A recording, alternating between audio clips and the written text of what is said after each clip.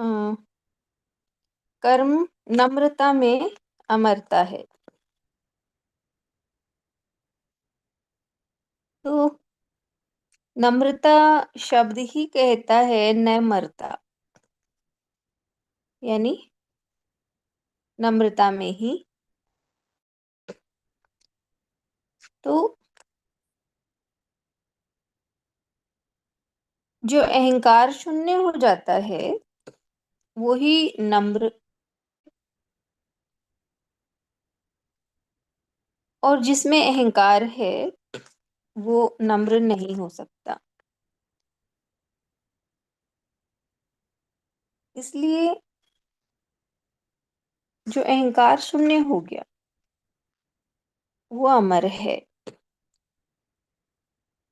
क्योंकि अहंकार ही संसार में हमें लेकर आता है, पुनर्जन्म का कारण बनता है। इसलिए बताया कि नम्रता में अमरता है। जो जितना जितना नम्र होता जाता है हर स्थिति में, वो स्वीकार करता चला जाता है, वो अहंकार शून्य है और वो ही नम्र है। इसलिए बताया नम्रता में अमरता है। और दूसरी, कर्म बंधन के लिए नहीं हो, अब कर्म मुक्ति के लिए हो। तो कर्म बंधन के लिए ना हो, हम कर्म करते हैं लेकिन वो कर्म हमारे बंधन के कारण बन जाते हैं, क्योंकि हम हर कर्म को मैं करता हूँ, मैंने किया, इस भाव से कर रहे हैं। इसलिए मैंने किया तो उस कर्म का फल भी हमें मिलेगा। मैं के भाव से किए का कर्म का फल हमें मिलता है, चाहे अच्छा या बुरा, तो उसे भोगना पड़ेगा हमें।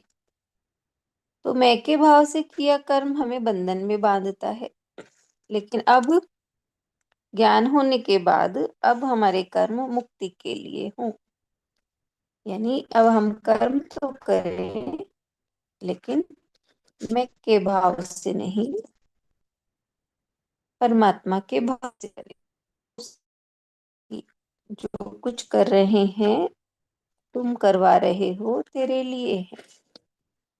तो इस तरह ये कर्म करते हुए भी कर्म बंधन से हम मुक्त होते चले जाएंगे। हरि ओम।